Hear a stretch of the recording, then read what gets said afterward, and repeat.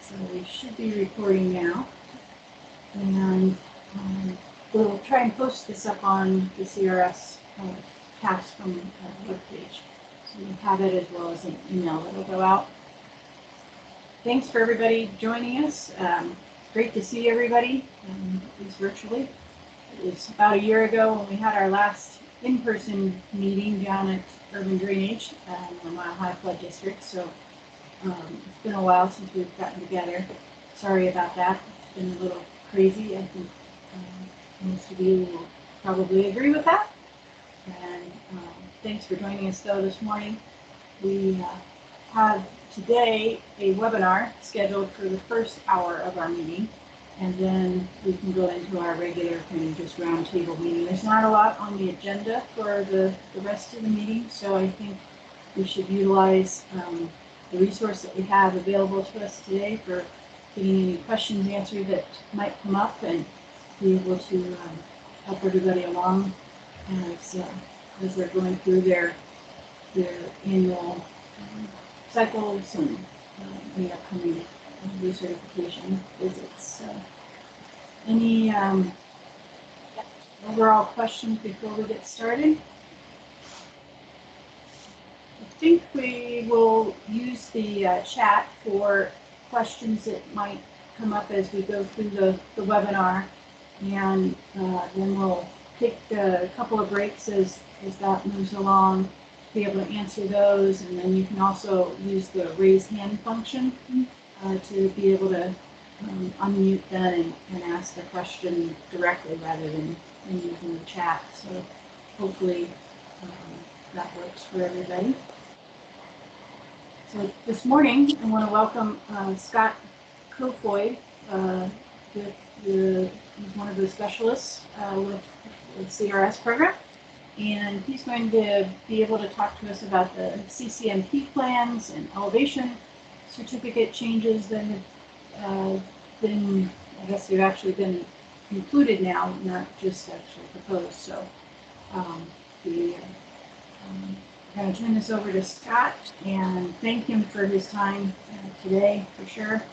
And we will pause and deal with questions as we go. So thanks, Scott. I'm going to turn it over to you. Okay, very much. Thank you very much, Marcia. Hello, everyone. Colorado Users Group. I see Carrie is with us, your regular specialist. So that's hello. good. Yeah, hello, Carrie. Hi.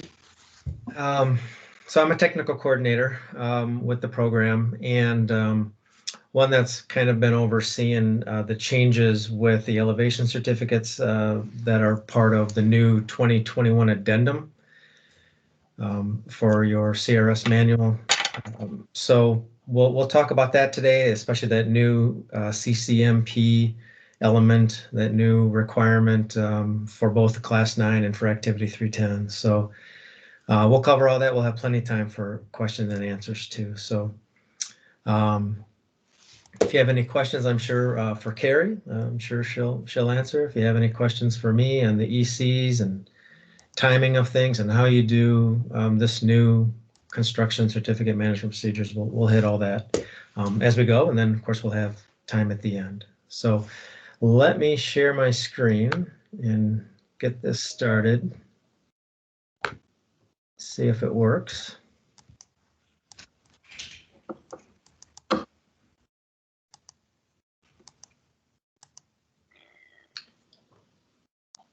All right, and so I am assuming, Marcia, tell me if you can see my slide. Everything looks good. Yep, okay. All right, very good. So we're going to talk about some of the changes, just a few of the changes in the 2021 addendum that started January 1 this year. Class 9, there's a new, a couple new prerequisites with Class 9. And then Activity 310 has changed a little bit to incorporate some of them requirements in the Class 9 prerequisite, and just some changes itself with what we're doing with scoring in Activity 310. So we will let's see. Yes. So we'll talk about the changes with Class 9 with Activity 310. We'll talk about how to transition to the new system, a new way of thinking, kind of. It's kind of the same requirement as it's always been. Just make sure your elevation certificates are good and clean and you're in good shape, and keep track of them and that sort of thing. And everything's going to be fine. It's just a little different way of how we're scoring them and reviewing them now. And then how to prepare yourself, how to get ready. So the first thing, there we go. The first thing we want to talk about is new terminology. It's kind of old, it's kind of new, but it's going to be an emphasis a little bit more on floodplain related construction certificates. We've always talked in the past with Activity 310 about elevation certificates, and that's because it's 95% of what everybody collects and reviews and makes sure is okay for CRS purposes. But ECs has been a general term that we've used to mean more than just ECs. There are other certificates that are required with an EC, and they're generally referred to as floodplain related construction certificates. So it's not only your elevation certificates, but it's if you allow a non-residential building to dry floodproof, you've got the floodproofing certificate that you would get in lieu of an elevation certificate. So that is required in CRS and always has been. V-zone certificates, I don't have to talk about that too much in Colorado. I don't imagine there's too many V-zones along the coast there in Colorado. But for the national program, we're also talking about V-zone certificates as well. And then if you have a home that uses, or any other building that uses engineered flood openings, you're going to have those engineered opening certificates. Those have always been required.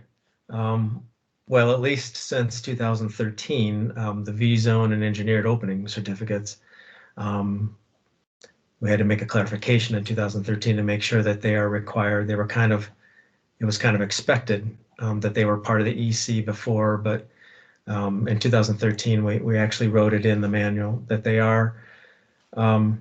So they've always been required, kind of you can think of them always being required with the EC. And so we talk about now construction certificates. So when you hear me say that term now, and I'm trying to change to it myself because I'm used to saying ECs all the time, but I'm going to refer to construction certificates so that it's nice and clear, and we mean all of those certificates that could come with an elevation certificate or in lieu of an elevation certificate. So let's look at the Class 9 prerequisite. There are 3 prerequisites. The first one is that you must maintain these construction certificates on all new construction and substantial improvement, substantial damage in the floodplain. That's always been there. Nothing has changed with that. That's nothing new. The next prerequisite that has changed here in the 2021 addendum is that these construction certificates must meet a 90% accuracy, which has been there since 2013 when that manual came out. However, now we are requiring this 90% to be met annually. That was not the case previously, and I'll go over the difference of previously and now in just a couple slides. But now, like before, it used to be with your cycle. You would turn in every 5 years or so. You would turn in ECs to be scored and to be judged on that 90% completeness rate, an accuracy rate, or a correctness rate. That's not going to be tied to your cycle anymore. It's going to be tied to your recertification every year. And then when you don't recertify that 1 year that you actually go through your cycle verification, it's a separate process in your cycle. And I'll explain all that in a little bit. But that part is new. And then we have this new set of written procedures, construction certificate management procedures. That is new. And that's going to go into Activity 310, and it's a Class 9 prerequisite. So let's talk about these CCMPs, these new set of procedures. So number one, need to be written so that you can show them to Carrie, your CRS specialist, at the time of your cycle verification.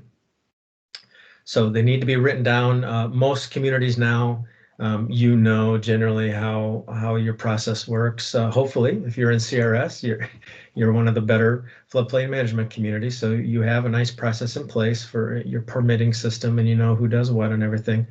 But in case that's not written, you'll need to make sure it's written down now.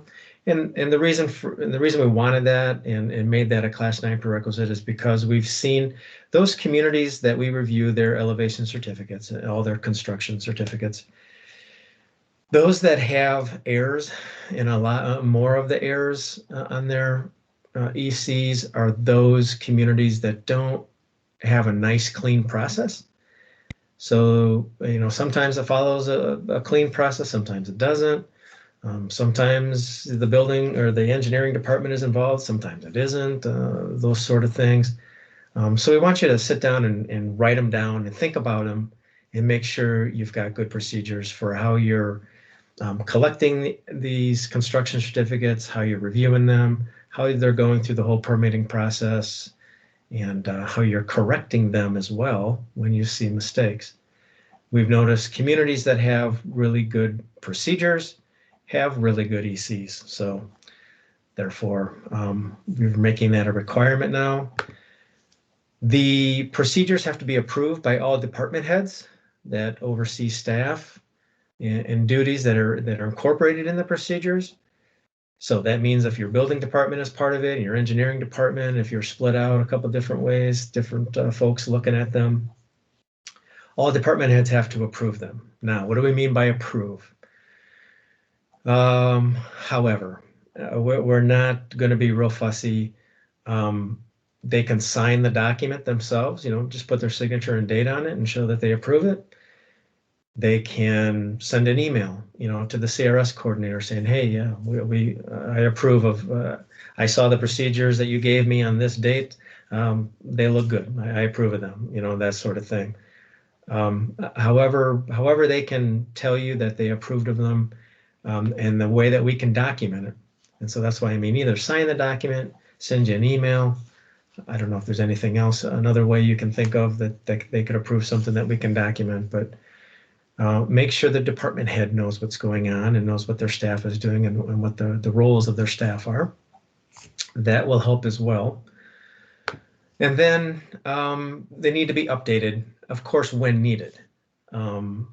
What we require is, of course, when you join CRS, that you have these in place. And then every 3 or 5 years when you cycle with CRS, you make sure they're updated at least at that time. You will want to update them whenever anything changes to them. But at least at cycle time, once you've joined CRS, make sure that you have them. We are not going to be worried about these too much at your recertification time every year in between your cycles. We'll ask you, do you still have them? Are they still in place and are you updating them? And you'll just initial next to the line and say, yes, we're still doing them. You won't have to show them to us, that sort of thing. That'll be required at cycle date. So the CCMP stuff is all with your cycle and has to be done every 3 or 5 years. So let's look at what's required now in the actual procedures. So the first thing we want to do is for you to identify what certificates are required. Make sure you go through all that list of construction certificates and mark down which ones you get, all of them that are applicable for floodplain management in your community. I would say in Colorado, you're not going to be collecting V-zone certificates, but all the others you very well could. The floodproofing certificate and the engineered opening certificate. So you'll want to write those in your procedures, a little discussion about what's required, within your jurisdiction. You're going to want to identify when the certificates are required. Some communities require elevation certificates before, during, and after construction. You can do it during and after. You can do just the finished construction, the as-built EC. However you as the local community want to do that is completely up to you when you want to require them, except for when you join CRS and you're part of CRS, you do have to collect the finished construction elevation certificate and the finished construction floodproofing certificate, the as-built for those certificates. So, but mark that in there because that will help you. You may also want to talk about requiring the finished construction elevation certificate, before approving your certificate of occupancy or your final permit approval, whatever your process is there to say, okay, yeah, you built according to the permit rules and you're okay now.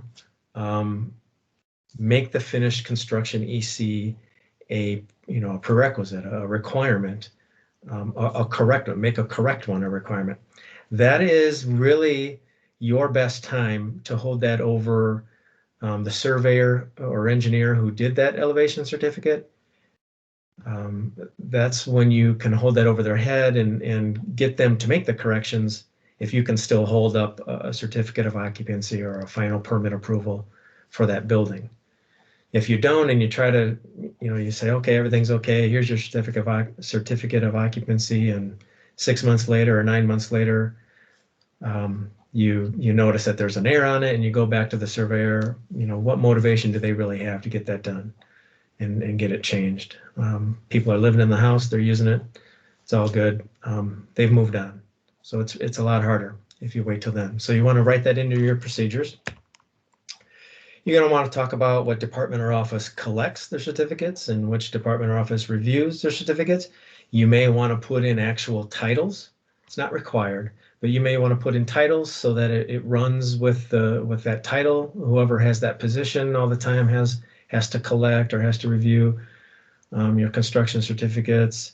You may want to put in names. Again, you can customize this for your own purposes. We tried not to make it real specific on exactly what you had to do because everybody has their own procedures. So we want you to kind of go through your own procedures and just make sure you have these things covered.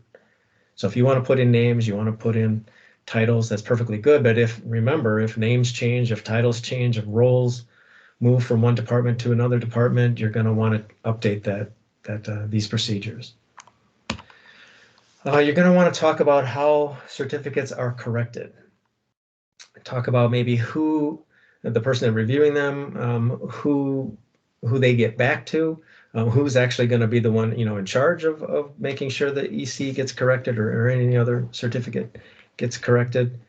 You're going to probably want to talk about getting the corrected form back to the surveyor engineer who certified the document to make sure that they know what the errors were and to fix them, obviously, but at least, the main point is them to know what the errors were so they don't make them on any further certificates that they do. You want to talk about getting that corrected form back to maybe the homeowner or the property owner so that they can take the corrected one actually to their insurance agent if they need to get insurance and use the corrected one. And that's the whole purpose of this activity. Activity 310 is to make sure elevation certificates are correct because that's how insurance policies are rated. And that's how we tell how buildings are compliant or not. So you get that back into the homeowner's hands. They're the ones dealing with the insurance agent. So that's very important. So you're going to want to talk about that in your procedures. You're going to then talk about how and where the certificates are maintained. How are they in digital form? Are they hard copy? What file? Are they in a filing cabinet? Are they on your server somewhere? Where do you keep them? And then how they're made available to inquirers. Who do people come to the request, submit the request to? Who makes copies? Who sends out the emails to folks? Here's your digital copy of EC for your property, that sort of thing. And one other last point with the procedures, if you require the these construction certificates outside your 100-year floodplain, outside the SFHA, you'll want to include that in your procedures. That's going to be an important point for you internally to make sure you're capturing those. Now, construction certificates outside the SFHA are not required as part of your Class 9 prerequisite and Activity 310, because the only ones CRS wants to see for that are those that are in your 100-year floodplain. Those are the ones that have to get flood insurance, and those are the ones that have to be compliant, right? They're tied to a BFE, a FEMA determined BFE. So those are the ones that are most important for CRS, but if you require them yourself, that's a higher standard. You would get credit in Activity 430, possibly, for what the higher standard is for requiring, buildings outside the floodplain to be built to your general floodplain management standards, determine BFEs outside the floodplain, that sort of thing. That's perfectly fine, and you'll want to keep that in your procedures and make sure that's nice and clear so that you keep doing it. So we have a template on our website, crsresources.org. Go to the 300 series tab once you get there, and down in Activity 310, the last item there is the template for the CCMP. So we have a template that kind of walks you through it and gives you kind of example language. Of course, it's meant for everybody, so it may not fit everybody's particular case, but it gives you a good starting point. We also, yes. We've also put that in the chat, so everybody should be able to download that right there. Okay. And did you also put in the chat the other examples? Yes. Yes, okay. So Marsha also has 2 other example CCMPs from actual communities. We got a couple from Louisiana early on, I think back in December, that we looked through, and they were very good, very solid set of procedures. So there's a couple example ones from communities. Of course, they may be talking about V-zone stuff since they're southern Louisiana, but you can look at the rest of the procedures, and they're very solid, very good examples of how somebody went through and did that. So a big point of what I want to make is make sure these procedures are in place in time for your cycle, and they need to be updated every time that you cycle, every 3 or 5 years. But of course, you'll want to keep them updated on your own so that you don't lose track of what's going on with your procedures. And you do not have to follow this template. You do not have to follow those examples from those 2 Louisiana communities. You may have written procedures already in place that maybe don't follow this exact order or this exact sequence here. That's perfectly fine, as long as they cover those 7 items that I have in there, or 8 items that I just went through. We'll go back up here. Those 7 items, and also the fact maybe that if you got ECs outside the floodplain, as long as you cover those in whatever SOP you have, or whatever protocol you have, or whatever manual or document that you're using internally, that's perfectly fine. Don't go and rewrite a whole another set, maybe 2 or 3 pages of these procedures. Just make sure you update those to incorporate everything that's listed here, and you should be okay. So I guess before we move on, because I think we're going to be talking about something more than the CCMP after this, do you want to take some questions, Marcia? Do we have any in the chat? There are not questions yet, so. Oh, okay. See if anybody has any, raise your hand. Sorry for the echo on my computer. Okay. All right, well, we'll keep moving, and we've got plenty of time at the end for questions as well, if you think of some as we keep going. So let's go to Activity 310 then and talk about what's changed, because it kind of ties back to the Class 9 prerequisite as well. But Scott, before you move on, we got one question here, so maybe we could answer Okay. that if you don't mind. Okay, sure. This was from Carrie, and she was asking if the CRS specialist would be available to review the CCMP before the cycle visit, so to kind of get a pre-review. Sure. Yep, almost anything that you do with CRS, you can Yep. you can get Absolutely. it checked at time. Yep.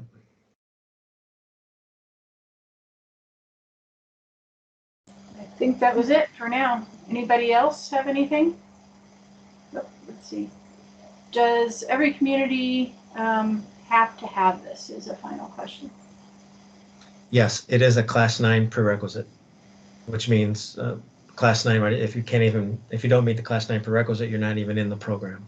You would fall back to a class 10. So yes, every community has to have this at their cycle visits. And then there was a question of, not quite sure, we might need clarification on this one, of what is the process of getting credit if not all seven items are in order? I believe you said that it did not have to necessarily follow that exact template, so they could be kind of out of sequence, I'm assuming. Yeah, no problem on what sequence they're in. We just put them in sequence that kind of makes sense of when you get them in, how it moves through your permitting process. But you may have something totally different. That's perfectly fine. Do not have to be in this order, but you do kind of bring up a good point. They all need to be there. So if you only covered 5 of those 7 items, you are not going to get any credit. There's no kind of proration or half credit for having half of the procedures written up or whatever.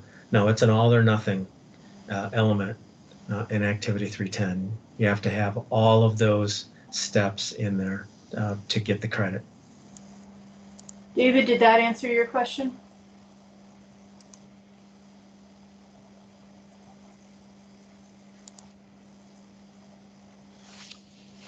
Yep, he said we're good. So. All right. Okay, should we move on? Looks like we don't have anything else, so let's move on ahead. Thank you. Sure, okay. All right, so let's talk about how Activity 310 has changed. So previously, prior to January 1 this year, you had 3 elements in Activity 310. Those for ECs, keeping ECs from the date you joined CRS forward. That was up to 38 points. It was a proration depending on how many of them you got correct on your first review at cycle time. So if you got half of them right, you got half the points, or you got 19 points for that. eCPO is keeping ECs for buildings that were built post-firm. So that's the date of your first firm forward until you joined CRS. For that time period, if you kept ECs, prior to joining CRS, you could get up to 48 points. And then any ECs you had for buildings that were built prior to your firm, your pre-firm, eCPR was worth up to 30 points. So under the 2021 addendum, eCPO and eCPR stayed the same. Nothing has been touched with them. They are exactly the same they've always been. The only thing that's different is that EC, the requirement to submit your permit list and your ECs and all your construction certificates at the time of your cycles has changed. That's moved completely to be a Class 9 prerequisite and an annual requirement. It's moved completely out of Activity 310. And now those procedures, those written procedures, are now in place. And there is no proration on the 38 points. Remember, I said it was an all or nothing element activity. So if you did them, you have to do all of the steps to them. You get the full 38 points. So now, communities will receive the full 38 points as long as you're staying in the program. Or if you don't do the procedures at all, you'll be retrograded to a Class 10. So that's how Activity 310, the structure has changed. So now let's talk about the review changes. Scott, before you move on, can you go through those acronyms again one more time? Sure. EC is for keeping your elevation certificates. The element is no longer there, but it was for keeping your elevation certificates from the date you joined CRS forward from that point on. That is now completely a Class 9 prerequisite. So they're not being scored at your cycle anymore. And I'll talk more about this and show you this more as we go. It is not tied to your cycle anymore every 5 years where you submit the ECs and get scored on them. They'll be submitted every year at your recertification date, and I'll explain that in a little bit. But that's what EC stands for, is keeping your elevation certificate from the date you joined CRS going forward. ECPO is ECs on buildings that are post-firm. Those are buildings that were built after the initial date of your firm up until you joined CRS. And then ECPR is pre-firm ECs. So those are ECs on buildings that were built prior to your first firm or pre-firm buildings. And then, of course, CCMP is the Construction Certificate Management Procedures. And one more question regarding how the addendum fits in with the 2017 manual. Is it has it been integrated, or is it an actual addendum where you have to look at both items? Yeah, it's an addendum. It's a separate document. It tells you when you read through the addendum what it replaces or what it adds to the existing 2017 manual. So yeah, you'll have to read it separately. Yeah. Okay. That's it from right now. Okay. So let's go through how the review has changed of your construction certificates. So previously, what everyone's been used to is that your construction certificates were submitted at both cycle and recert time, right? Every 5 years, at cycle time, they were scored, but at recert time, every year, it was just a courtesy review saying, okay, we're not judging you on your 90% on these 4 years in between your 5-year cycle periods. We're just looking at them, telling you what's right and wrong. And if you had any mistakes on them, we would help you and say, here's the mistakes, here's the errors on them. Here, go fix them by the time your cycle period comes around, because that's when that 90% had to be met. So the cycle time is when the 90% had to be met. There was no standard at recert time because it was a courtesy review. We didn't make you fix them at that time. The 90% was a class 9 prerequisite. At recert time, there was no hard review. We didn't take the percentage. We didn't score you on them, so couldn't tie it to the class 9 prerequisite previously.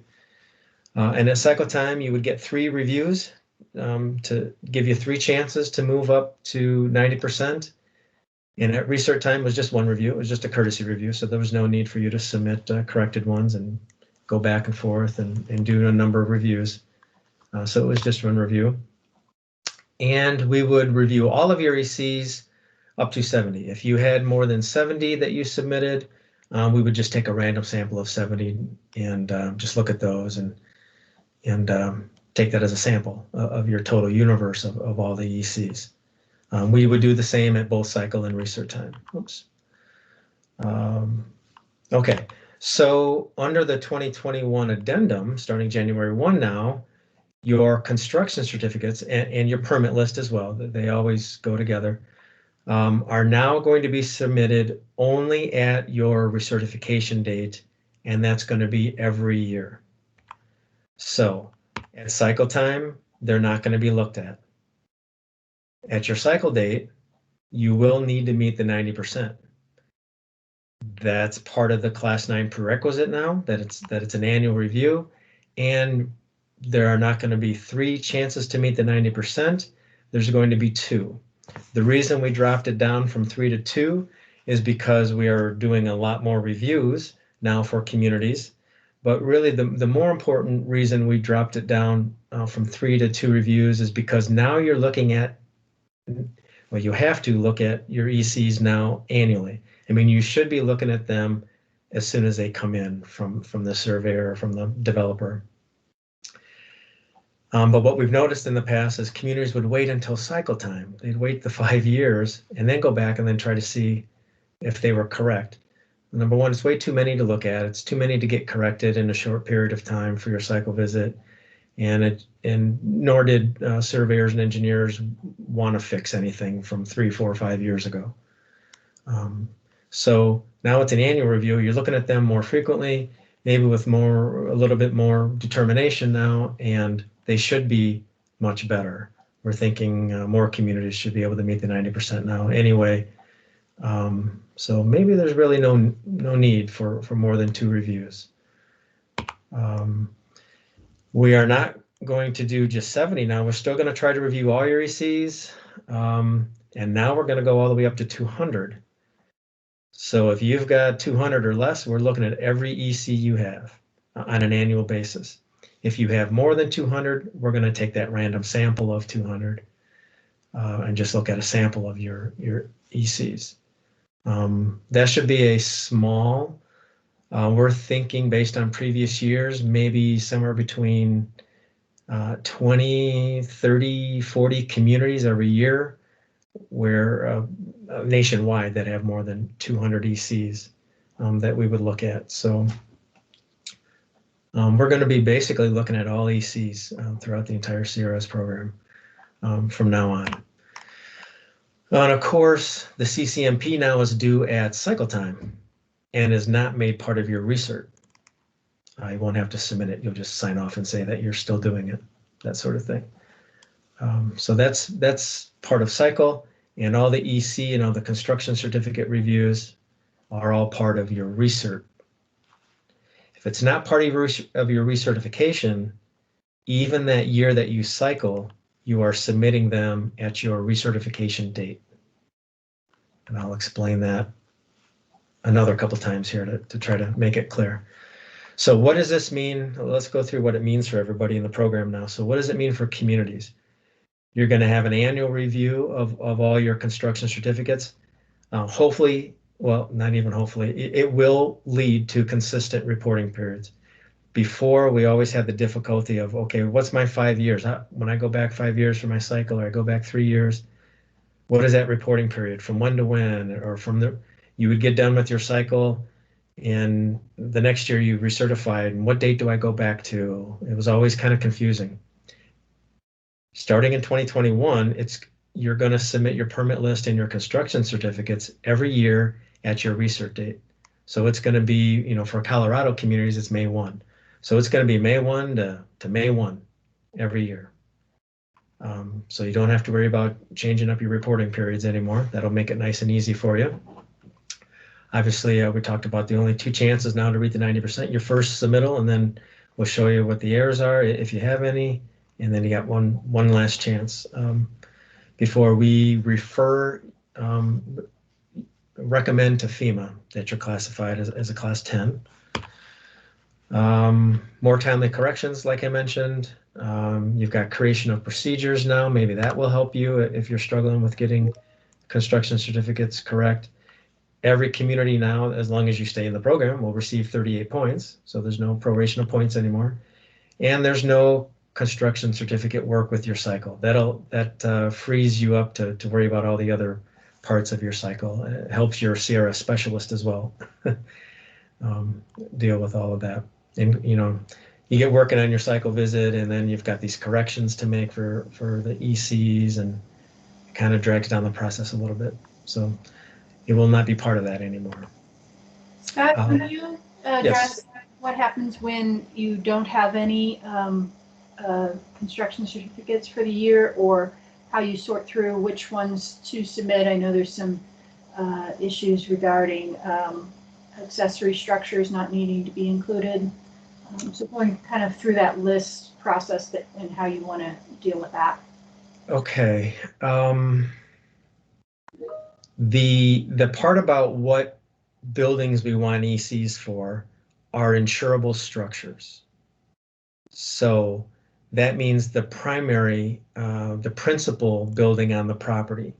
So if you've got a house and a detached garage, the detached garage does not need to have an EC, just the house does, because that detached garage is all part of the policy, the flood insurance policy for the house. It covers all accessory buildings. They get covered, 10% of the value of the home gets applied to all accessory structures. So you don't necessarily have to have, we don't require an EC for any accessory structures on the property.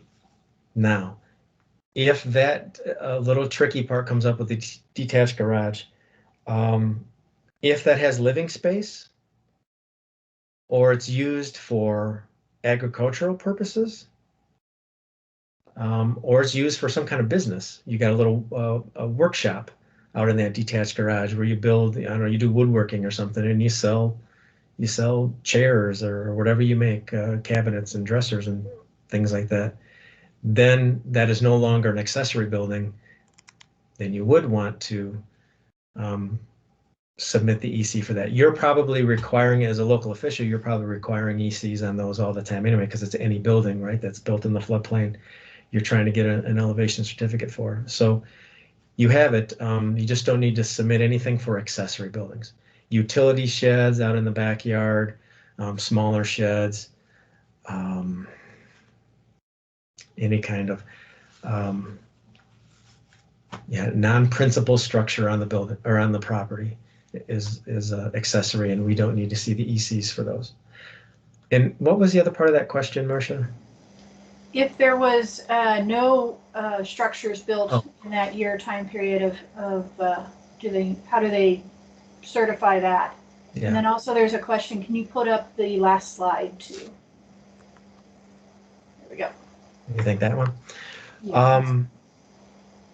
If you've got no construction certificates to submit for your time period every year, very easy. You're given a email from the resource specialist that handles Colorado, which is David Holcomb.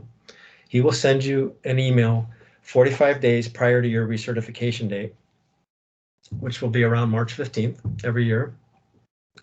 You will get an email that tells you exactly what you need to do. You either you're going through a full recertification because you're not cycling that year, or it's your cycle year, you're going through a cycle, and then you just have to submit your permit list and construction certificates. That's known, we're calling that an annual CC review, annual construction certificate review, so that we've got a name for it. It's different than a recertification. If you don't have any, you simply respond back to that email from David saying, we don't have any for this reporting period. And that's good enough. We stick it in your file and you're good until the next year. Very, very simple if you don't have any. Make that as simple as possible here for everybody. Were there any other questions, Marcia?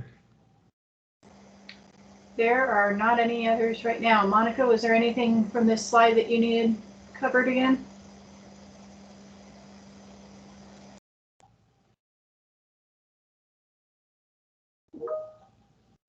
Nope, I think we're all good then, Scott. Okay. Thanks. Okay.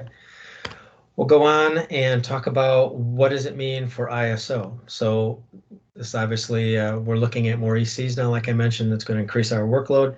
The last couple of years, we've looked at maybe 13,000, 15,000 ECs nationally. We're thinking that's going to go up to more, it says 20,000 on the screen, but more like probably 25,000 ECs we're going to look at. We're looking at this Class 9 prerequisite outside of the cycle. It's going to be looked at every year at your recertification date, which is the same way your rep loss requirements are looked at. If you didn't do an annual progress report for your floodplain management plan, you didn't meet the Class 9 prerequisite, and you could be retrograded to a Class 10. So we're moving this to recertification time as well, that Class 9 prerequisite. We want to do some increased training for communities. We're doing a lot of webinars for different state associations, for users groups. We did an 8-part EC training video series. There's 8 videos up there, and we broke them out into 8 pieces so that they were shorter for you to watch instead of putting up a full 120 some minutes of training that we have there. Instead of putting it all up there in one, it breaks out into some smaller videos. The training videos go over each section of the elevation certificate and talks about how to fill them out correctly. And then there's a video on how to correct any errors that you see on the EC. And then we have 2 other videos that talk about just general things about ECs. It's really not tied to a certain section A or B or C or F or G or something with the elevation certificate. It's just big general issues about ECs and how to make sure you're submitting them correctly, you're requiring the right ones from developers, that sort of thing. So some good training that's made available now. These videos are on our crsresources.org website at the training, on the training tab. You can scroll down to the bottom and see the videos there, or you can just go to YouTube and search CRS EC training videos, and they'll pop up as the first hit there, and you'll see, and you can subscribe to the channel actually on YouTube, so that we do intend to put up more certificates or more training videos. So if you subscribe to the channel, you'll get the notification that new ones are there when we make them available. So if we're going to require this little bit higher standard here of 90% every year and only getting 2 chances to look at them, we want to make sure you know exactly what is a correct EC and how to correct them if you see errors. So we've done that. What does this mean for the program as a whole, for CRS and for FEMA? This will mean more timely verification of ECs, also like on ISO's part, but also on your part. You'll be looking through the ECs and other construction certificates probably more timely. You'll get them corrected faster. We hope this means better construction certificates, which means better insurance rating. The ratings are more accurate for homeowners. They're paying the right rates. You'll catch non-compliance quicker, we think. And will there be retrogrades? I'm thinking there's going to be more chances for retrogrades. We'll see how everything pans out, but you know, all CRS communities are very good floodplain management communities, and I think they'll meet the standard across the board. I think everyone will do a pretty good job, which means we're going to get those things earlier in the list. Better construction certificates, more accurate insurance ratings, and more of a chance to really understand whether you got non-compliance in your community or not, which are the main prerequisites of being in CRS. So let's talk about transitioning. You as a local official transitioning to this new system. So in the year 2021, in any given year, you're either doing one of two things, right? You're either going through a cycle, or if it's not your cycle year, you are going through a recertification. And in Colorado, right, that's May 1st. Every year is your recertification date. But what you end up really getting yourself into is one of 4 situations on any given year. There's 3 that are tied to a cycle. So either you're scheduled for a cycle in 2021 at some point, you are currently in the middle of a cycle. You started it maybe at the end of 2020 or sometime in 2020 or earlier already this year, and it's open right now. You haven't finalized your cycle. So that's a particular situation you might find yourself in, or you've recently closed the cycle. And it's most important if you've closed the cycle within the last 6 months of when we submit or when we send out your recertification email, which is 45 days before your recert date, which is March 15th. So what all that means is if you've closed your cycle sometime after September 15th of last year, you're going to find yourself doing that annual CC review, which I'll explain, which is you'll find yourself in the same situation as those 3 that I show on the screen, 1A, 1B, and 1C. You're either scheduled for a cycle, you have an open cycle right now, or you just closed it within the last 6 months, or you're going to be recertifying. So if you are, let's go through some examples. So if you have your cycle scheduled for later this year, or even you started it earlier this year, it would be the same thing. No matter when it's scheduled in 2021, when May 1st comes, you're going to just submit your permit list and your construction certificates. That's the annual CC review. If you are currently in an open cycle, you're still going through the cycle and you're working with Carrie and you haven't finalized it yet, when May 1st comes, when your recertification date comes, if it's still open at that time, you are just submitting your permit list and your construction certificates. Again, it's an annual CC review. If you have just recently closed your cycle, anytime after September 15th of last year until now, or all the way through March 15th anyway, you will just be submitting your permit list and your construction certificates. You're part of that annual CC review. You're just submitting your construction certificates for your annual review. If you are in full recertification mode where your cycle closed 2 years ago or 3 years ago or 4 years ago, and you're not scheduled for one this year, you're just going through your regular recertification that you always do every year at May 1st, which means all the documentation that's always required with your recertification and your permit list and your construction certificates. They're all part of it. There's never a time never a year, never a May 1st will go by where you're not submitting a permit list and your construction certificates. So I went through our list of Colorado communities. And so this is the list that's on the screen of everybody that's recertifying this year. And I hope we have this right. It kind of changes throughout the year. Some folks, we work with them and get pushed off a year or two, or a year, or we cycle them instead of recertifying them based on what the community wants, that sort of thing. But as of right now, if you're on this list, you're recertifying, which means you're going through a full recertification. You'll get your notice March 15th. Hey, May 1st, your recertification is due. You got 45 days. Please submit all your documentation, which includes your permit list and your construction certificates, by May 1.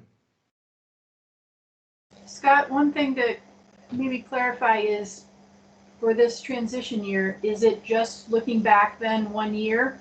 You're not going back to when your last cycle visit was? Yeah, thank you. That's a good question. That's tough this year. This is the messy year. The first year we do this, it's going to be messy going back. What is your reporting period for this year? It's going to be different based on when you closed your cycle, when you last cycled, and if you just recertified last year. So let me see if I can go through the situations. If you recertified last year, it'll go back just to May 1st of last year. Now, I know a lot of you will say, okay, I recertified, May 1st was our date last year, but I submitted all my ECs on March 30th. We're not going to worry about exactly when. We're not going to try to tie it to the exact date that you did your own internal cutoff last year for your recertification and when you did it this year and all that. We're just going to say, May 1 to May 1 every year. If you submit 2 weeks early, which we encourage, please submit your recertification early. If you submit 2 weeks early and your cutoff date for submitting ECs was 2 weeks earlier than May 1, that's fine. Just next year, go back to May 1. Don't worry about trying to figure it all out, because that's going to be it's going to kind of be a nightmare trying to keep track of all of that. So if you cycled last year and you closed out your cycle, you'll go back to your cycle date. So it might be like a year and a half or a year and 8 months or maybe only 9 months, that sort of thing. We will tell you, we will do all that background searching for you and find out exactly what your reporting period is, and we'll tell you that on March 15th with that email that you'll get. We'll say, okay, go back to your cycle visit date, which was this date, or go back to whatever it could be. But it's usually no more than it could be sometimes like a year and a half, maybe a year and 3/4 by the time a cycle was closed out and you didn't recertify last year. It may have started, after your recertification date last year. So It'll be a little tricky this first year, but this year's the messy year. You'll be told exactly what your reporting period is. And next year, it's going to be May 1, May 1 to May 1 to May 1 to May 1, every year after that. Any other questions, Marcia? That's it for now. I think that was a tricky one there to figure out for everybody. Yeah. Yeah. I've done this. I don't know. I've done this webinar quite a few times now, and I've tried to. Each time I try thinking of how do I put that on a slide? How do I get that? And I can't figure out how to make it nice and clear in pictures. So just try to explain it every time.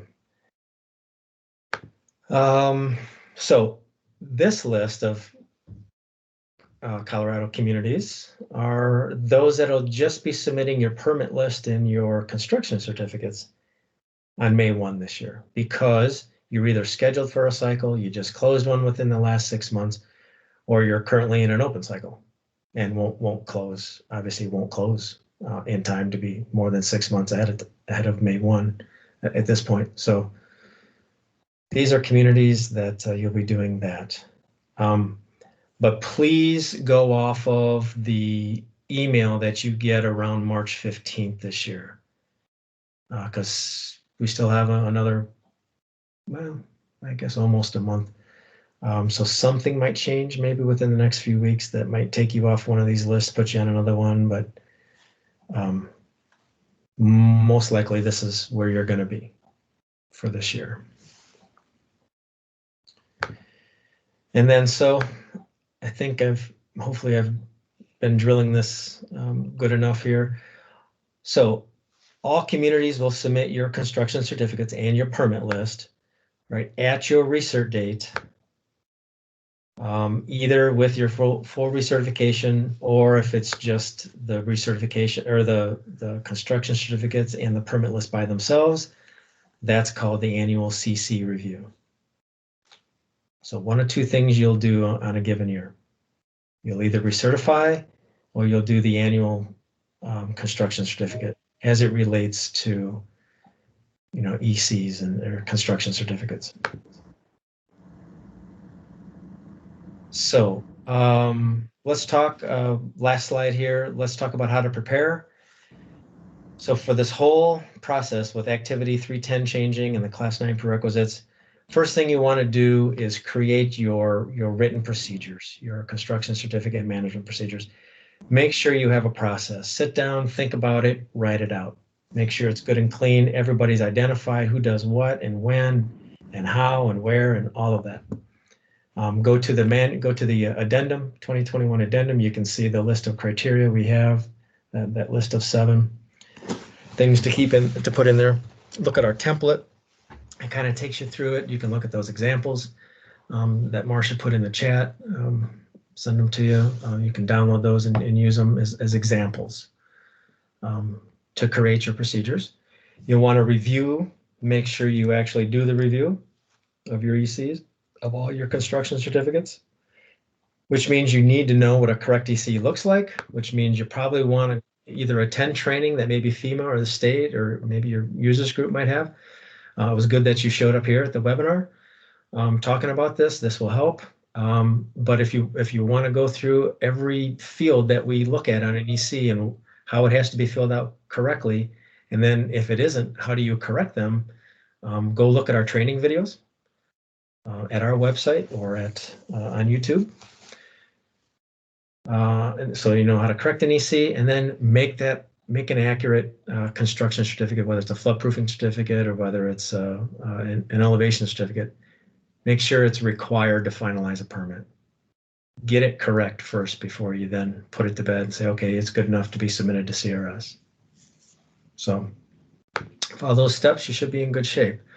If you have any questions on this, you can always contact your CRS specialist, Carrie, who's on the webinar with us, or your resource specialist, the specialist that handles just your recertifications and your construction certificate reviews every year. That's David Holcomb.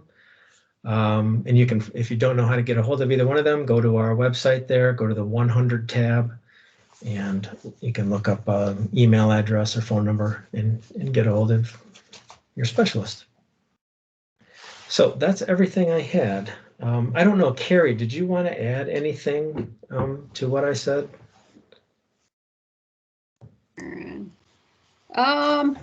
No, just if anybody has questions, you can definitely send me an email. I think you pretty much covered everything. Okay. Appreciate you answering, coming on and giving a presentation on this. It is a big change for a lot of communities, so I'm sure there were lots of questions, so this probably helped. Yeah, I don't know if you've seen many CCMPs yet this year. Have you, Carrie? Only one.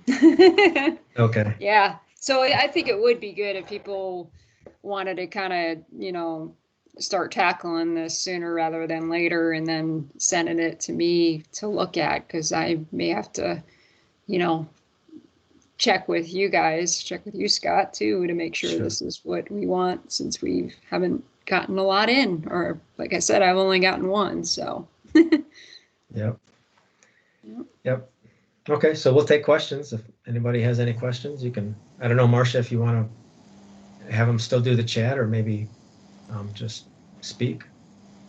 Sure. We've got a couple in the chat, so maybe we'll finish those up and then people can jump in with individual questions. So one was about getting an elevation certificate that's for a pre-firmed structure now. Does that need to be included in the list? No, because this is for only those buildings being built every year now, from the current build, new construction or substantial improvement, substantial damage. This falls for once you've joined CRS, you've been showing ECs all along. This continues that. It's part of that process now. If you are getting ECs on pre-firm buildings, you might be able to count that for credit under that element ECPR in Activity 310. So you want to look at the requirements there. And then Pat O'Connell had a question. Pat, I'm going to go ahead and let you ask that one to be able to make sure we capture it correctly. So if you can jump on, Pat. Great, Scott. So the question is just really trying to figure out that time frame for that 2021 recertification. We had our cycle verification, and the date of the letter was September of 2020. So is that our start date from September 2020 to 2021, or is it when we started that cycle verification, which was certainly much earlier? Yeah, it'll go back to your start date of the cycle, because usually the way the cycle process works previously was that you're supposed to submit your ECs 2 months prior or a month prior to starting your cycle visit. And so most communities do that. And so those ECs were all reviewed, for the next couple of months going on after that until we got up to the 90%, or if you got them correct right away, they're all done. And nothing was really submitted after the start of your visit date. So we use the cycle start date. If you know for sure it was 3 months after that date where you submitted all your ECs, then just let us know that and we'll work with you individually. But generally we'll use the cycle visit date. Cycle visit date. Okay. And you also said the email, Carrie will help us figure out what that date is. Is that correct? Yeah, you'll get an email from our resource specialist, David Holcomb, that tells you about what's required at May 1 this year for you. And it'll have a reporting period in there for you. Yep. Got it. Thanks. Yep. Okay, let's open it up to other questions. So just jump on and see what else there is out there. This is Monica. I'll turn my camera on. Okay, so I don't quite understand. When you were just talking to Pat, were you talking about yearly annual cycling or recertification? Because you said cycling, but I think you meant recertification. Yeah. Pat? So Pat, did you recertify last year? We did. Okay, so you recertified last year. So you were talking about at what date are you going to, what you're going to submit this year on May 1st after you just recertified last year. Okay, Okay. I take it back. Okay, We were on the 2021 recertification list. Last year we did our cycle certification oh, okay. So it was cycle. in Yeah. 2020, and then we're listed as a recert in 2021. Yeah, so it's very important to get those those terms right. If you recertified last year and recertifying again this year, you'll just go back to May 1st. That's easy. That's nice, simple, and easy. Your reporting period is back to your recert date last year. The Yeah. trouble comes Pat, in. your cycle verification was November 12th, 2019. Okay, and the letter I think we have is September of 2020. You referring to the FEMA letter? Correct. Okay. That usually comes out, after the effective date. So you have your cycle verification where I come out and I visited you on November 12th, 2019. And then your effective date was probably October 2020? October 1st, 2020? That sounds right. Right. So the ECs that you'll need to submit should be from, shortly before November 2019 to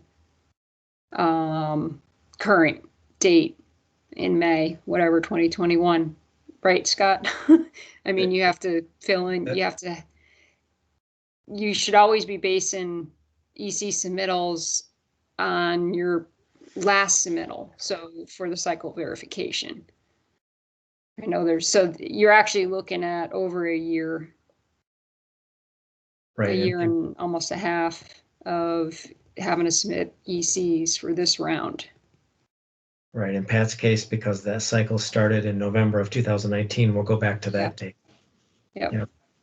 Okay, that helps. It just takes, as everybody knows. There's such, it is confusing because there's such a long time when FEMA gets back to you that you're, with that FEMA letter. That's usually quite a bit of time after that cycle verification. Right. And I just want to give people as much heads up to start doing their queries to go back. So that helps. Right, we'll exactly. Go back a year and a half. Yep. Carrie, there was a question from Audrey from the city of Lakewood of what her dates were. If you have that handy, you can let us know. Did you say Lakewood? Correct.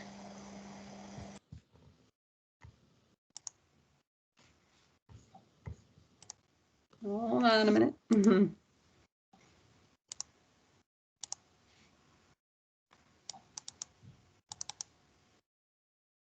Lakewood was November 13th, 2019. The day after Jefferson County.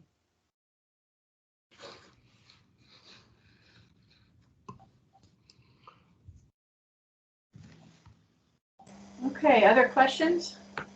Just jump on and ask away. If you guys have questions on your last cycle date, just send me an email and I can get those dates to you. Now, Carrie, this is Monica. Hi. When you say hi, when you say cycle verification, you really mean recertification, right? I mean, cycle verification. Let's not get confused. When you say recertification, it kind of sounds a lot like the the recertification, the annual recertification.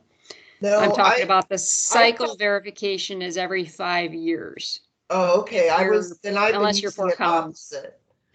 Because I thought that cycle verification was every year. So it's the recertification that's annual. I'm sorry. I'm the Used one. Got it. You're Thank okay. You're good. you. Recertify every year. Cycle every 5, unless you're a class 4 or better. And then it's 3 years.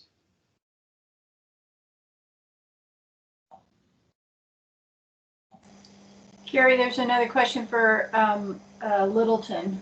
They had their cycle visit on December 12th, 2017.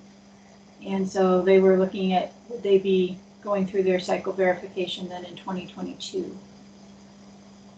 That, yeah, let me make sure that it is 17. Wait a minute. Littleton.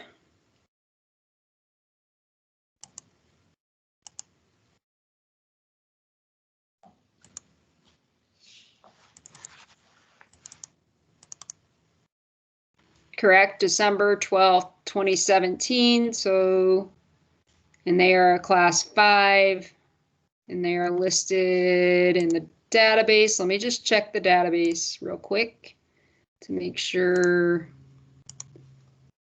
I don't want to say the wrong thing. It should be 2022. Just want to make sure.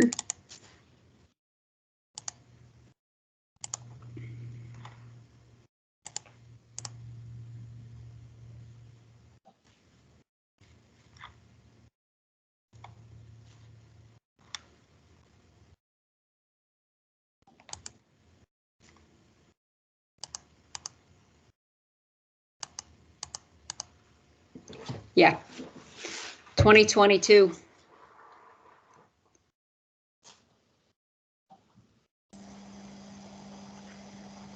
it's Scott, I'm only on class CRF. 4 or better. And I don't know how many 4 or better that are 3 years. 4 or better, or the top 10% Oh, discount. yeah, which Yeah. usually isn't not a worry Yeah. to add that, but yeah. Yep. Scott, is this presentation on CRS resources? I don't see it, but I could be looking in the wrong place. There is the general webinar that's very close to this that I did last week. I did one back in, I think, October of last year that is up on our website on that training tab. But we were going to put the updated one that I did last week or 2 weeks ago up there. We will send this out to everybody and post it on the CASFM CRS page. So look for that here soon. To answer that last question, if you're in a cycle year where I'm going to visit you and look at all your activities, you do not have to do the annual recertification. But you will still have to submit your construction certificates and permit list on your recertification date Right. that year. That's right. Just to make that clear.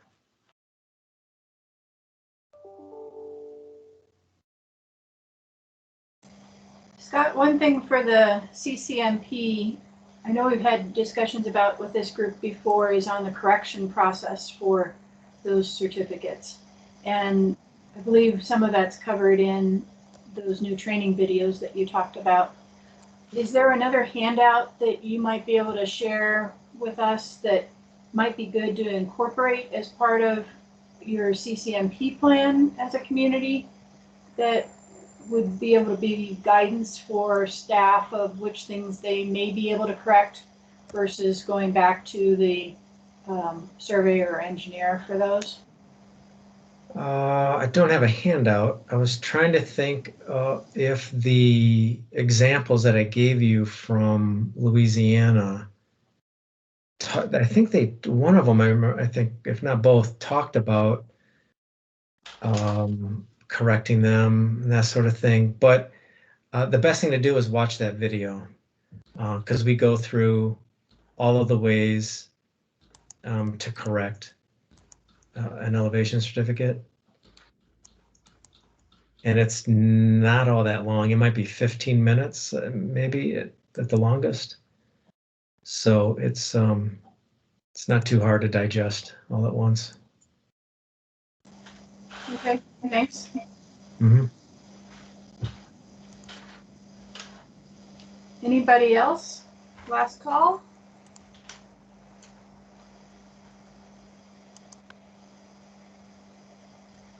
Very good. Scott, thank you so much for your time. We really appreciate it. And Carrie, it's been great having you on here as well to be able to help out with the questions on timing for things. That's No problem. So thank you both, and you're welcome to join us for the rest of the meeting. We don't have a set agenda for the rest of the time, but if you have other things that you have to get off to, we certainly understand. And again, thanks for all the effort and time for questions today. Yeah, thank you very much for asking us to do this, Marcia, and thanks everyone for your questions and your attendance and your participation. Thank you.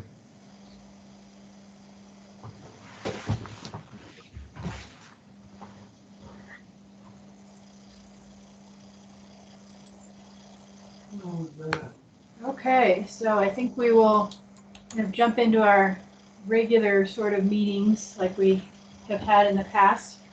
I didn't see if anybody from CWCB or FEMA Region 8 was on.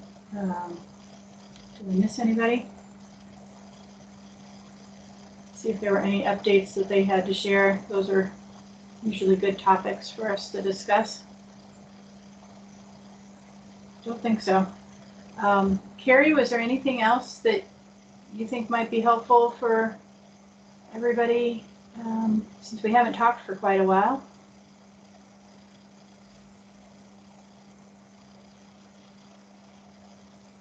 No. Carrie, you're muted. Carrie, you're muted. There we go. Let's see where to start. I can't think of anything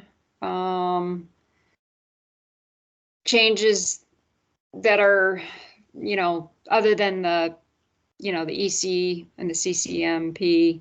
Everything is generally the same. Those are the biggest changes to the addendum to the 2017 manual. And then if anybody does have any questions on that, I definitely would, try to do the Ccmp sooner rather than later, if especially if you have your cycle coming up probably next year or whatever. Just go ahead and send it to me and I can get it reviewed pretty quickly. That's all I have to share. Okay, very good.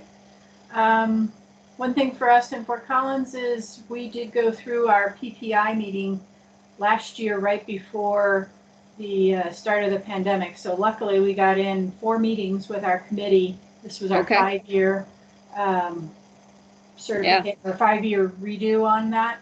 And they were great meetings. Everybody was so collaborative and lots of ideas. Cool. A big emphasis was trying to do more with Spanish language versions of outreach. So that was a key thing that we worked on last year. We had one of our bus benches that we do for outreach in Spanish. And then we translated our entire flood brochure into Spanish. We didn't send it out in a hard copy format, but what we did is we posted it on the website with a note on the actual hard copy brochure that was mailed to everyone to give them the address of where to be able to get to that. So that's a big push for us right now, is to continue that effort.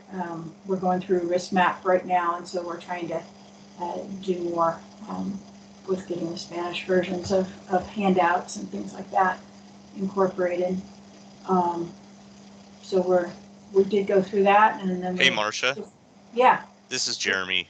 Can I chime in regards to that? Sure. Just for the group's benefit. We're doing a physical map revision for a couple drainage ways in Denver right now, and we're struggling with the Spanish language stuff and outreach and that kind of thing. One thing we've learned recently, and I just wanted to put this out there for everybody, is that we have to request that really early to Mile High Flood District for us, but so that the region knows, so they can scope those services appropriately with their contractor. And so, they want to know even before like a CCO meeting on those map changes, whether you need those Spanish language services. So just a heads up for everybody, that's becoming a little bit of an issue right now for us. So hopefully others can benefit from our experience and struggles with that. So just, if you're working through the Mile High Flood District on those map revisions, make sure if you need those Spanish language services, whether it be translation of materials or interpretation at public meetings or that kind of stuff, that you remind them early and often that those are necessary services so they can get scoped properly. Because the answer we're getting right now is it's outside of scope. Sorry. They've been willing to work with us on some things, but we're even trying to bring interpreters to the table, and basically even facilitating our interpreters hasn't gone over very well, and we're just not going to be able to have interpreters at our meeting on Thursday. So just hopefully everybody can gain something from that. Very good. Thanks, Jeremy. Good to share what's Yep. working and what everybody's struggling with there. So that's Yep. helpful. Thanks. So other than that, on the PPI, we got through the 5-year one, and then we just did our annual committee meeting, just a one meeting type of thing, and of course did that virtually. So the in-person was so much better for being able to have collaboration going, but it worked well. I just wish we were able to be in person for that one. So that's been our biggest push here lately for CRS related things. Anybody else have things that they've been working on? Marcia, this is Pat from Jefferson County. We were able to bump up from a class 6 to a class 5 in 2020. And I would really say anyone who is on this call, reach out to Carrie early and often.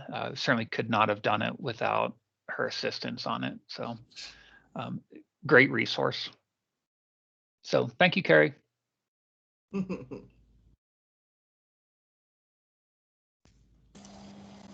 And Carrie, you were Sure. muted, There so we go. hopefully you weren't saying do not tell people to contact me. But too late. Yeah. Yeah. I definitely. So what I've been trying to do in the last several years is contact communities that are due for their cycle verification.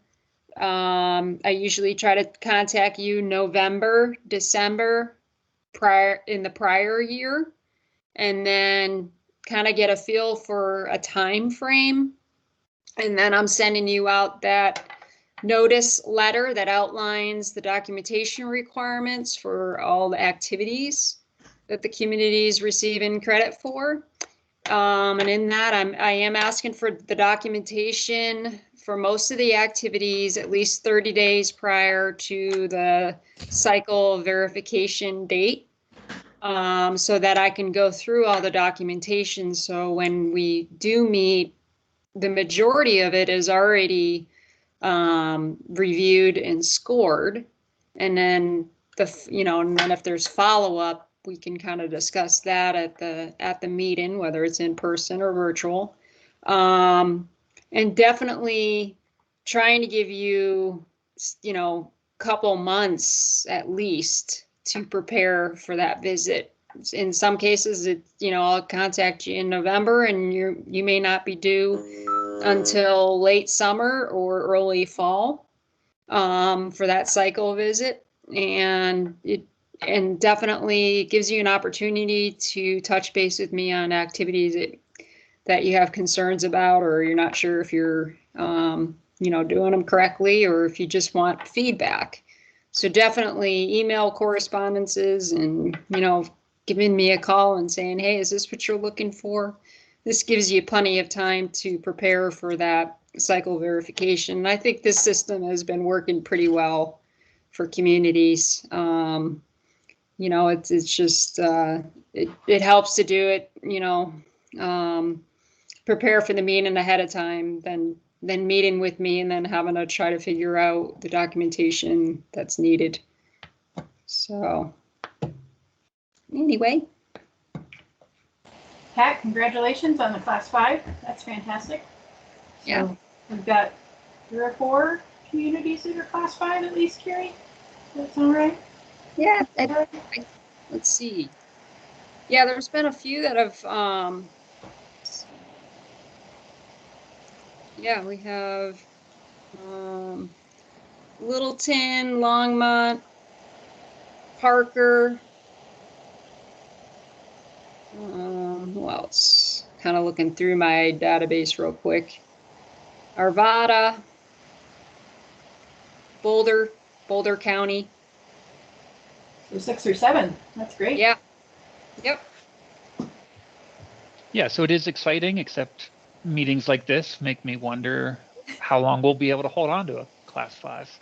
You know, I'm really hoping that with the ECs, it will make it easier in the long run. I know it kind of sounds like, oh, now we have another task. And, you know, having to submit ECs for a 5-year period can kind of be a daunting task. I know you have to submit it every, you know, every annual recertification. It should, in the long run, be easier, and that's what we're hoping. It certainly isn't very beneficial for anyone to have to go back and correct an elevation certificate that was 4 years ago, especially if it entails the surveyor's data and information. You know, a lot of times, sometimes that surveyor is long gone, and then it's a burden on the community to, you know, try to get the homeowner to follow up and hire another surveyor. It just isn't very beneficial any which way you look at it. So the hope is the importance of those ECs for compliance issues with the NFIP, not just the CRS, you know, catching those errors that are early, you know, catching them early on within a 1-year period is much better than a 5-year. And that's kind of our goal. Teresa, it looked like you had your hand up. You want to jump on? Sure. Hi, guys. I just wanted to give a quick update from the district, from the Mile High Flood District, since it's been a while. First thing I wanted to note is just kind of spreading the news that Terry Fade is now with CWCB. And so she was the district's floodplain manager, and Stacy Thompson is now the district's floodplain manager. So welcome her to the district. That's item 1. Item 2 is that just letting everybody know that our annual flood brochures are still going to be going out in April again. We're working on that effort right now. What I would like to hear, or maybe in the past, we've provided an extra 20 brochures to each of the communities, hard copy wise. Those didn't get to the communities last year because we mailed them out in April, and it was this whole kerfuffle with COVID, obviously, and then people weren't, you know, coming. What we're thinking about doing this year is, instead of having community-specific brochures, that we were just going to do some generic ones that didn't have community information on any of the brochures, and have those available if you wanted to have those. Let us know. I don't know how many copies you might want to have, but I don't think we're going to do the community-specific extras anymore. They're just sitting on my desk right now. We'll give you the ones that we have from last year, but not much has changed as far as the content, so they still work. But just let me know if anybody has anything on that. And then the third item is, I know Kim is on Kim Peary. I was wondering if Kim would provide an update to the group on the Boulder County Watershed Management credit that she's working on with Jim Watt. Hi everyone, I'm sorry I joined late, but I am here, and that was a really good presentation that we had. I was glad to see part of it. I am finishing up draft documents this week for Jim's review with Boulder County. We found that through a combination of county regulations and planning document information, we think we're going to be able to prepare documentation that will get Boulder County credit across the spectrum of Mile High's different planning documents. And then, but a bigger part of that effort is to kind of prepare some guidance about the planning documents themselves and how we can have an addenda that provides information that is kind of missing from them, the existing ones, so that they are more easily credited and scored. So we're writing up those things actually like today, tomorrow, and Wednesday. I have a deliverable for Jim on Wednesday to try to get Boulder County credit, but then also have documents that apply throughout the district to kind of help with the plan, get credit for planning the planning studies, the OSPs, and MDPs. And I'll take, since Teresa asked me to talk, I'll take this moment to say AECOM and CWCB are also working on some updates with CWCB's entire pool of contractors. We're working on some updates to coloradohazardmapping.com. We did recently update all of the record information on the CRS site, so everyone's class is updated as of October's published list. We made that list a little bit easier to search because of the way that the community names were listed.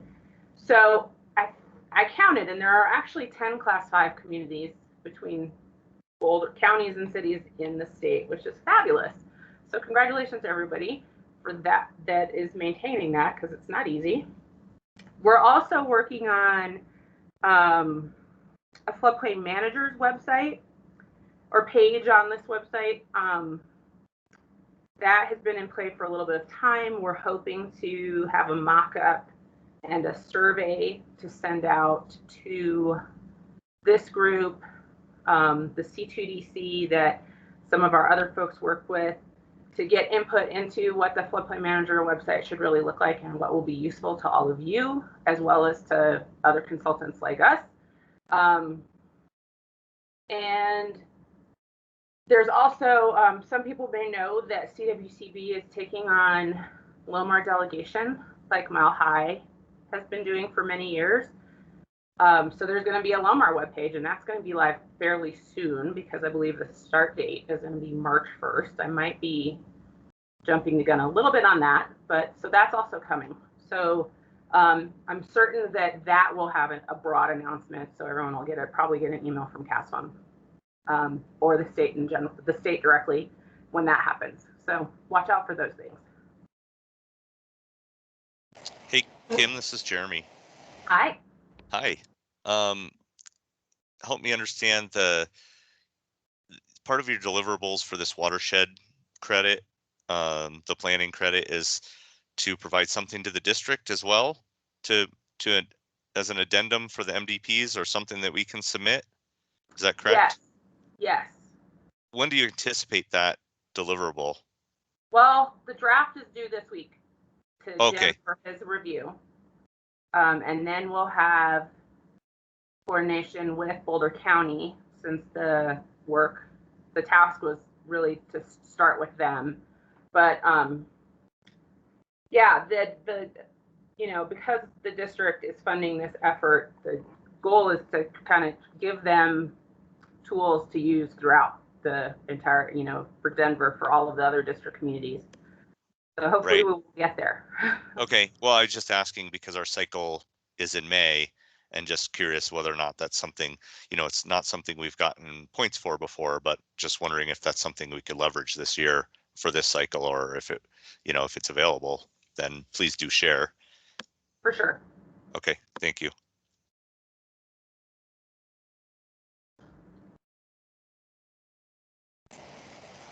Anybody else? Those were great updates, Kim. Thanks for telling us about those things. I had forgotten about the CWCB taking over Lomers, so that was a good thing to bring up to everyone as well, too.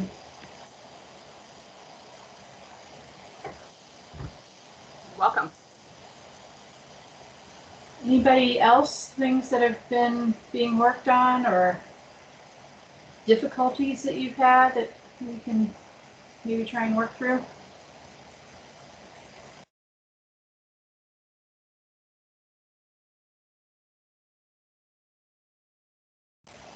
No? Okay. Well, I would say we can end the meeting a little bit early. Did this work well with having the webinar first and then just a brief kind of follow-up afterwards? Should we try this again in 3 or 4 months? What do you think timing-wise, given still being in pretty remote work environments for everyone? What would work? Marcia, I like the quarterly approach, and I think this format worked out great. Yeah, I think it's good. And if there's other topics that you'd like me to bring maybe a technical reviewer in to kind of explain a little bit further on, let me know, and I can, plan that ahead of time. Is there any topics that you can come up with right now so we could start working on that? That would be super helpful. Question for me or everybody else? Well, both. For everybody. Everybody. What do you think would be useful? I think those elevation certificate videos, I started watching them a little bit, and they really dive into the details. So I need to spend more time on that when I can have my brain clear to be able to watch those. So that will get covered pretty well, I think, with those.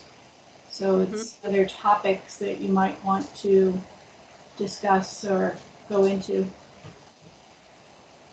Maybe Marcia, yeah, the CRS resources website, hopefully, if you haven't checked it out, check it out. There's a lot of good information on there on the different activities. There's some videos as well. So, yeah, that'd be a good one to check out. Marcia, I agree. I think it was a good idea that they split it up into 8 different videos, because it gets, after each one, you need a little bit of a break. But I would say, looking at maybe next topics, what about looking at the activities for communities across the state where you get kind of the most bang for your buck? And whether, for the ones for the open space properties and some of the mapping ones, where it's like, if you only have limited time and resources, focus on these activities to help increase your total points. Because we certainly went down a couple routes. Was it 510, the mapping of the pre-firm? We digitized everything and compared. And it was a great exercise. And I think we got 30 points. And that is probably a fraction of a point for every hour that went into it. Yeah, but just like Jeremy said, it's like let's look at it from return on investment. And it's, I know, Carrie, you have all those numbers as far as where's the value, and focus on those activities. And obviously there's some where they're no-brainers. The CCs are required. Sure, certainly the open space seems like that would be a topic that almost every community probably here in Colorado can benefit from, and like you said, get a lot of points quickly and relatively easily for those. So who would be the best to go through that, Carrie? Is there a specialist for that, or would that be you, or?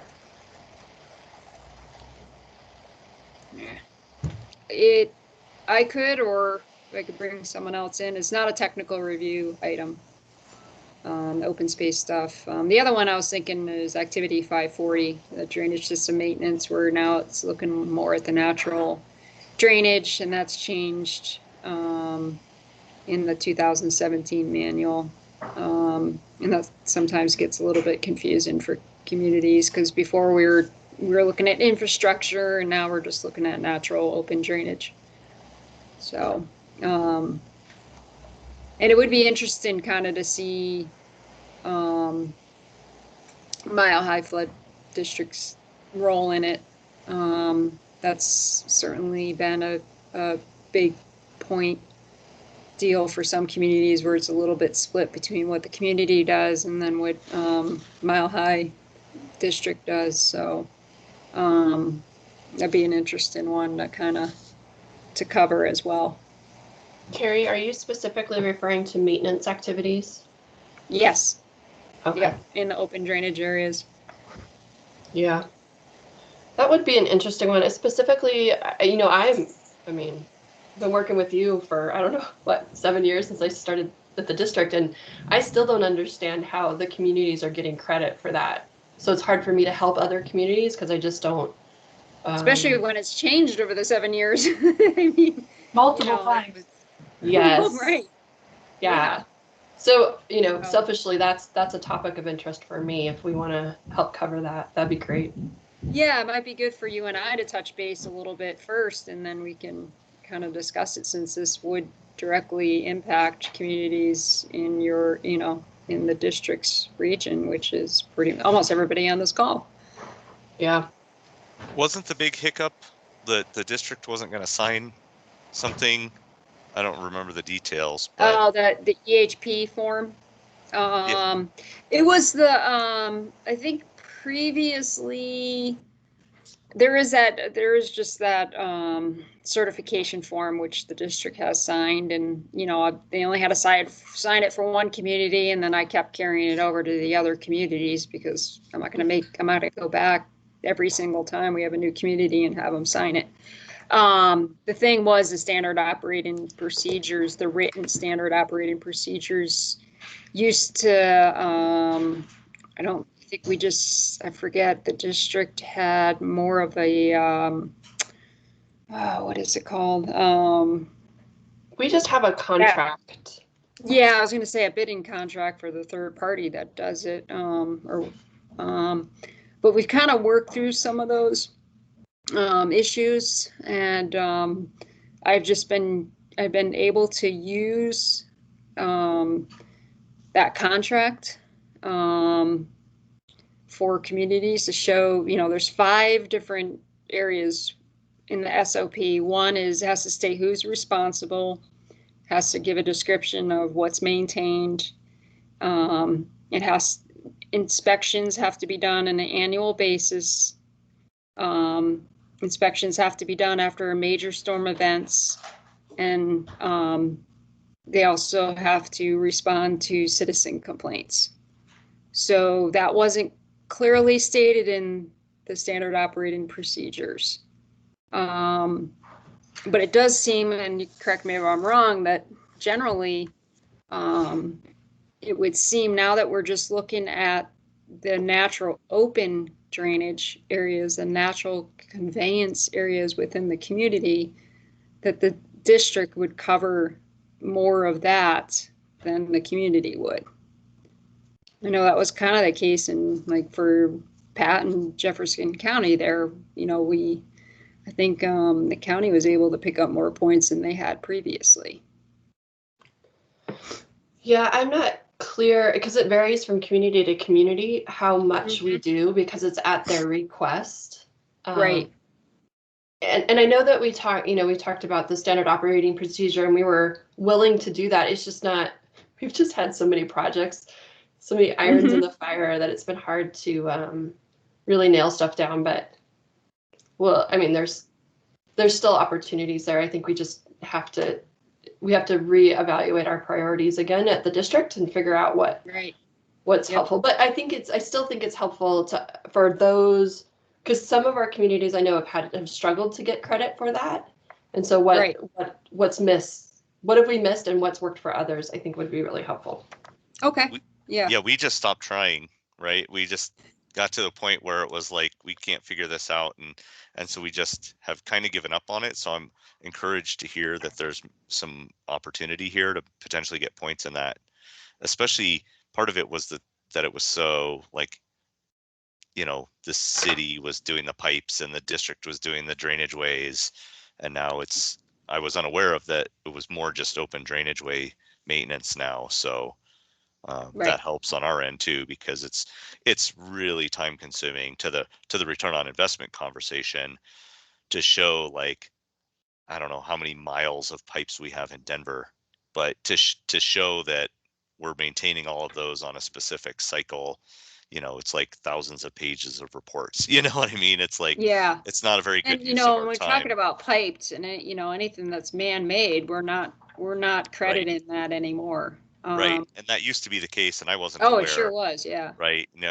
So I wasn't aware that paradigm had changed a little bit.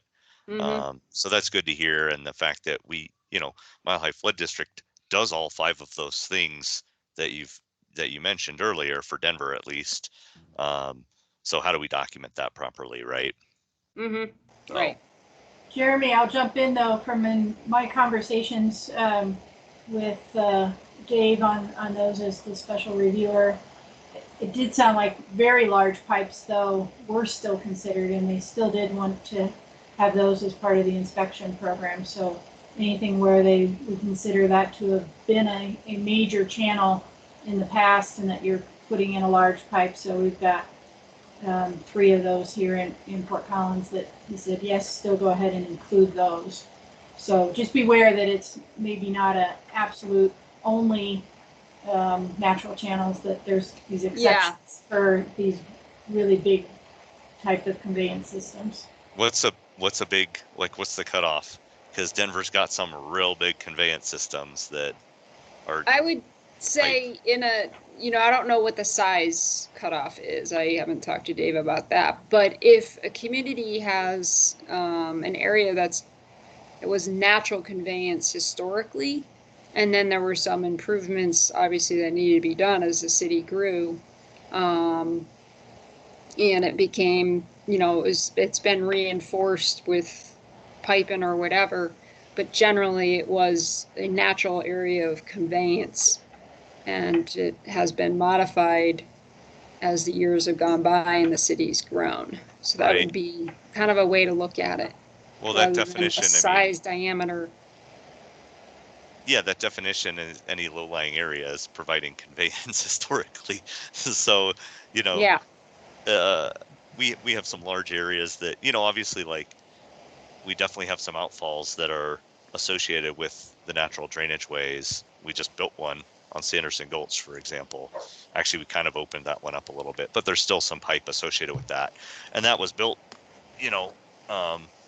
by the city, and Mile High Flood District was involved a little bit. And those kinds of things I get, right? But it's kind of, where do you draw the line? Because, when you have got an urban area that's pretty much of it's impervious, you need some large pipes to get the water to the creeks and streams. So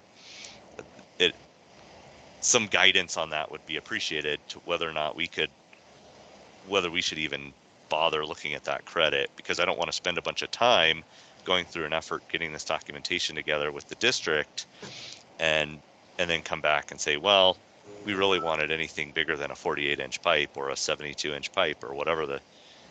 We built big box culverts all the time. That's just a function of being in a large city. Right. Right. That's standard for us, really. So, if that needs to be included, then we kind of need to know what that cutoff looks like. Otherwise, we don't know where to start. Yeah, I hear you. So maybe we should get Dave as part of. I think that would be good. Yeah. Carrie, are you able to initiate those conversations with him? Yeah. What would be our time frame? We're talking maybe the end of May, beginning of June time frame. June. Okay. Yeah, I'll send Dave an email and see if he might be able to join in on a call and kind of share some of his knowledge with us. And we may reach out to you ahead of that, Carrie, because our cycle's mid-May. So, Oh, right, yeah. right, we may be talking to you ahead of that to try to figure some of this Absolutely. stuff out. Thank you. Okay. Yep. And that's another one of the topics that was covered in the new 2021 addendum. So that would help cover those changes. It seems like between what we covered today and that's kind of the bulk of the major changes. Is that correct? Yeah. Okay. Yep. So if everybody's good with that, we'll take that as our next topic of drainage system maintenance and try to do the same format of doing the webinar at the beginning and then can go into updates and discussion after that. Marcia, what are your thoughts, and Teresa, as far as a follow-up and maybe clarification as far as what's getting transitioned to CWCB with the LOMARs on the next one, or is that a quick discussion right now? I mean, I can state everything within the district is still the district. So everything, so if there's a property that's doing a clomer or a lomer, not lomer Fs or clomer Fs, but clomers and lomers within the Mile High Flood District boundary still comes to us instead of going to FEMA's contractor. The rest of the state that, and I think they're just doing clomers and lomers, but it would be good to have Terry maybe clarify that. The rest of the state outside of the Mile High Flood District then would go to CWCB and instead of FEMA's contractor for clomers and lomers. So this is Kim Perry, and I can follow up with what Teresa said, and it is only clomers and lomars throughout the rest of the state. Any MT1 submittal, so that's a LOMA, lomer F, clomer F, just like what Teresa was just saying, still goes to FEMA. So if we were going to try to set up a meeting with Compass, FEMA's contractor, on when they allow no fee LOMARs. Would that be better conversation to have with CWCB now? It would be better with discussion with Perry as opposed to Compass? How soon are you planning to submit? Maybe next few months. I think that you would transition that to Terry. The start date that I'm aware of right now is March 1st. Oh, okay. So it hasn't, so if you were to submit a case today, you would submit it to FEMA the same way you had been.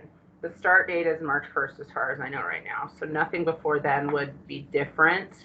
And if you're in the district, it stays the district.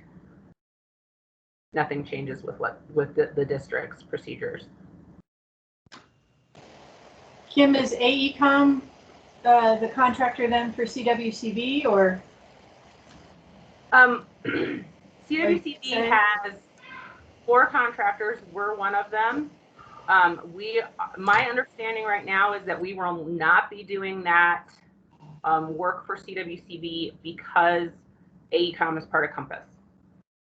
There's gonna definitely be, like I said, I'm jumping the gun a little bit with you guys, sharing this a little early. There's gonna be lots and lots of information soon.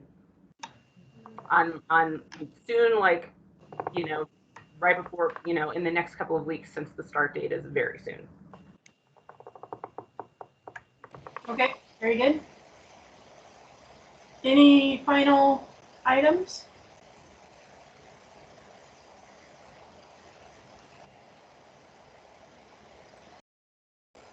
Okay, well, great. It was nice seeing everybody, and thanks for joining in. And we had a great turnout, lots of new faces too. So look forward to setting up another webinar end of May, beginning of June timeframe, and we'll get the word out. And we'll also send out the recording of this when I get it. So be on the lookout for that you can share with others that maybe weren't able to join in. And you should have received all of those handouts in an email this morning as well. So you should have those. So thanks, everybody. Have a good day. Thank you, Marcia. Thank you, Carrie. Thanks, everyone. Bye, everybody. Bye, everybody. Thank you. Thank you.